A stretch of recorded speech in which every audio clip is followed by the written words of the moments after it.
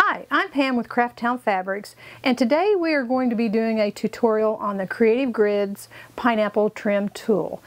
The fabrics we're going to be using today is Be Colorful Batiks by Jacqueline DeJohn, and our ruler comes in two sizes. A small one makes a 4, 5, and 6 inch block that would have a 1.5 inch center, and you would cut your strips 1 1/4. The large ruler makes a 6, 8, and 10 inch block, and you would be using a 2.5 inch center with 1 3/4 inch strips. The ruler is nice. It has a lot of reference points on it. Just to point out a few, on all of your odd numbers, whenever you add your rounds of fabric to your block, the odd numbers is going to be cut on this angle, and the even will be cut on the square angle. To get started, you need a 2.5 inch square, and we've got one here.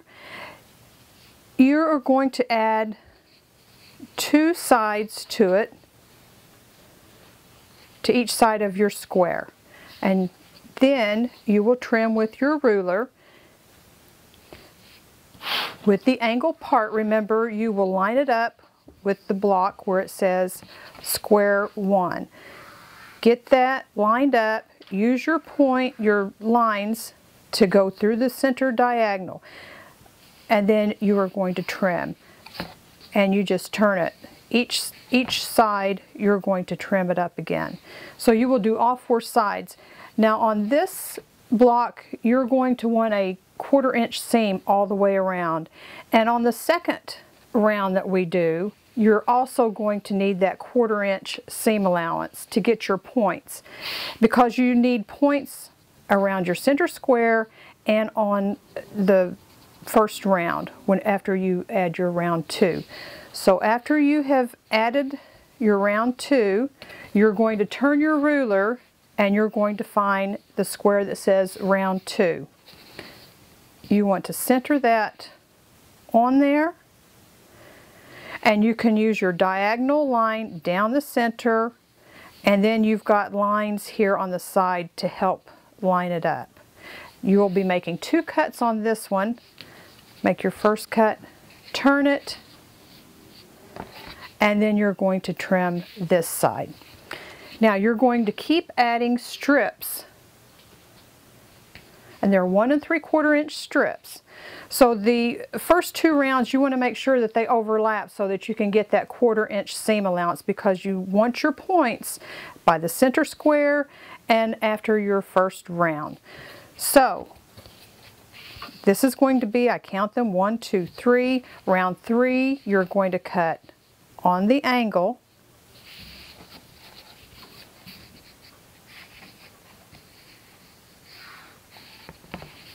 you're going to line it up on the seam line of your last one.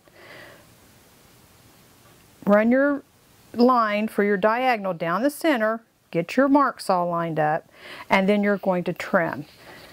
And you're going to turn it, and you're going to trim each side.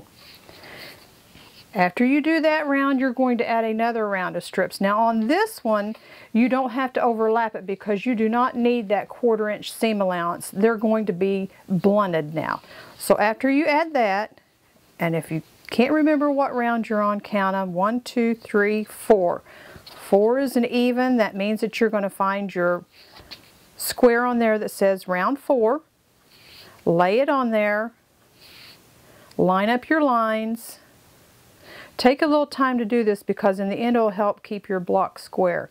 You're going to trim off the 2 sides there, turn your block, line up your center square again, and you're going to trim again. You'll continue to do this until it is the size that you want it to be. Now on this block you can see here that you don't have to overlap them corners because you don't need it. You're basically wanting this point here. So after you get that done, you'll have squares that you can put together a table runner. We use the 8 inch. We made 8, and we put 2 across, and then joined them in the middle. As we did this one, we used a different color on each one. Now you could make it like this. I made an A block and a B block, where you've just switched two of the colors. On the B, the green would be here, the blue would be here. So you'd place an A one here, a B here, and then you would flip-flop them. That way all your centers are red. Each one will be, you know, whichever color you want, that's what it's going to be. You can also make your blocks where the corners, you don't have this purple on it, so it is just a solid color, which will make it look different also. Now we also made some coasters out of this. The little Muggy Ruggies and it's a pattern from Cut Loose that we made those, and we do have kits for that and the runner. Now for the small one, if you like miniature, these are some miniature blocks that we made. It takes a little time, but I mean they are cute. And I showed here where you can either add the purple or you can leave it a solid color. It's whichever look you like. And we also have patterns for that too. But remember, on the ruler itself, it does remind you what the center square is, how wide the strip is that you need to cut it. So it's a really fun ruler to use. I had never made the pineapple block before. I always wanted to. I just really didn't want to mess with the foundation papers, you know, having to tear it off whenever you get done. But I did have fun, and I'm making one out of a two-color. This is another way that you can see that it is two colors, and the look is a lot different.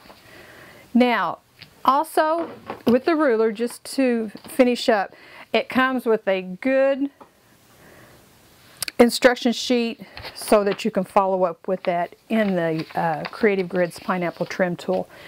And we also have, for the Jacqueline Dijon, we have different patterns that goes along with the fabric. So it's a fun tool. Try it. I had a great time using it. And I hope to get my quilt done before too long. So get a Creative Grids Pineapple Trim Tool. Try it. I think you'll love it, whether it's the large size or the small size, and have a good time with it. Thank you for watching.